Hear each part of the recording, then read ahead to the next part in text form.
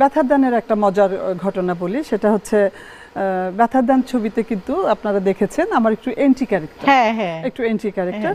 তো এটা না, হ্যাঁ শাবানা আপা, আলমগীর ভাই, ট্রায়াঙ্গেল প্রেমের ছবি, ত্রিভুজ প্রেমের কাহিনী, হ্যাঁ ত্রিভুজ প্রেমের ইয়ে। তো ছবিটাতে যখন আমি কাজ করলাম তখন আমি প্রথম দিকে বুঝতে পারিনি যে আমার একটু এন্টি ক্যারেক্টার, এবং আমি স্বভাবত এন্টি ক্যারেক্টার করতে চাইবো না, এটাই স্বাভাবিক। আমি করলাম কি, যখন একটু বুঝতে পারলাম আমি তখন আর শুটিং এ আসি না, আমার ডেট দেওয়া, আমি আর শুটিং এ আসছি না। তো ফোন করে আমি আজকে সিক, মানে আমি না তখন কামাল আহমেদের মতো ডিরেক্টরকে আমি বলতেও পারছি না যে আমি করব না।